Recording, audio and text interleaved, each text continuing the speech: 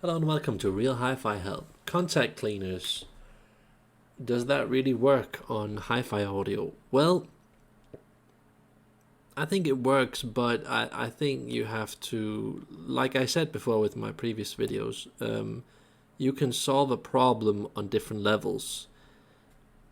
And I don't like the way that contact cleaners usually solve the problem. So I'm going to give you guys some really good examples. I've tried FoodTech Nano Liquid. I've tried Cardus Clear contact cleaner. I've tried Mika Clear. Mika Clear is like, I don't think it's an official approved product. I'm not really sure.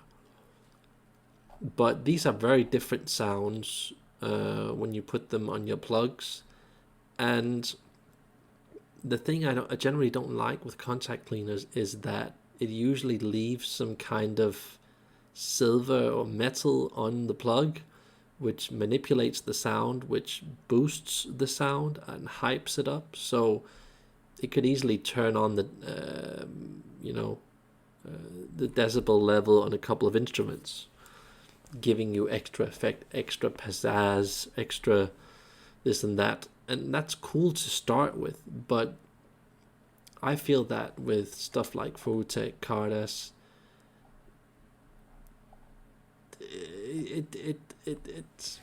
it goes from neutral to boosting certain elements of the sound, which I don't like. So FoodTech does this the most. This is really an extreme change to the sound. So if you have like a really dark sounding sound setup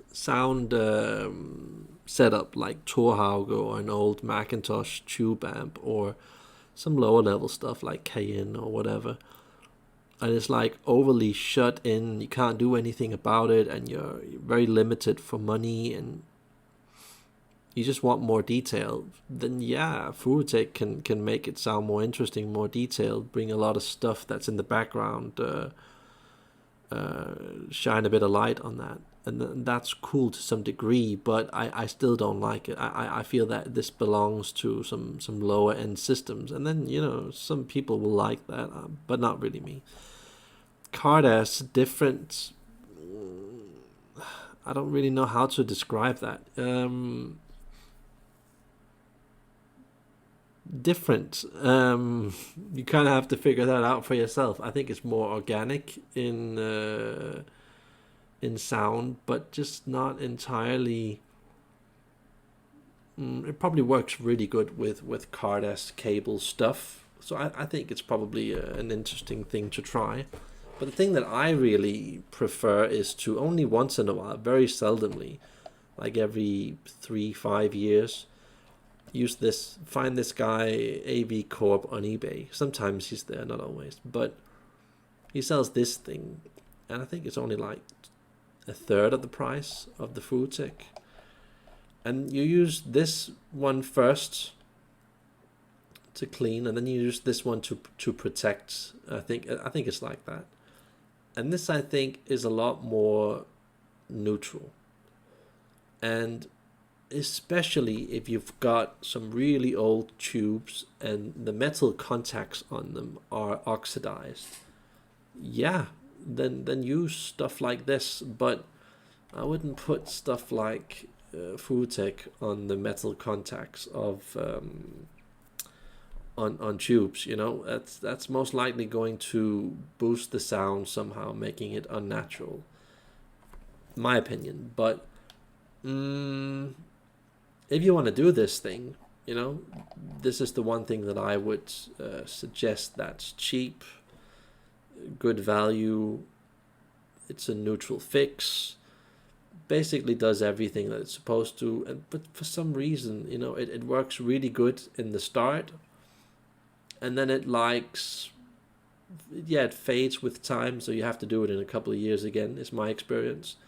But especially if you've got oxidized things, just don't buy the usual stuff, because it usually just puts something on the sound, keeping it at a lower level warmth. So those are my experiences with cleaner contact fluids. I know that there are probably like 10, 20 other brands that I haven't tried, but in a way, you could say that this is to some degree snake oil, because it improves the sound. It does something to the sound, without a doubt. But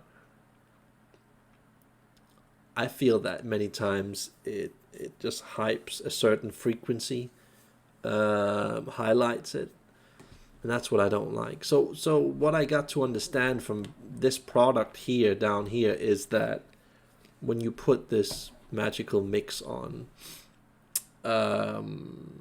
somehow that air between, for example, the power plugs that you have that is connected to your, let's just say, CD player, and it's going into your power bar. Usually you get like some kind of a reduced contact where there's a tiny bit of air, whereas when you have this thing on, it's almost as if it's gripping it tighter and giving it a better contact. So that's basically what it is. Clean surface, better contacts. It has a certain lasting effect, which is different from product to product. But, try them. They're interesting. But I wouldn't really recommend these things as main important things to try. I think it's a lot more important trying big stuff like CD players, DACs, amps, speakers, stuff like that, even cables. I think this is like one of the finishing touches. Or if you have some really oxidized plugs, then it's an obvious choice just using the cheaper stuff like this. Or you could also just, use normal alcohol on your plugs, but you just have to know that when you do that, usually it does make the sound a tiny bit more harsh. It will perhaps reveal a tiny bit more detail, but my experience is using, normal alcohol on plugs doesn't really sound that pleasant. Is a bit raw. But if you have some really bad roughed up plugs, you might want to do that to start with, and then later use this. I don't know. You guys decide. I just wanted to cover this topic because I noticed that I hadn't done that. So yeah, that's what I have to say. And remember to like and subscribe if that's possible.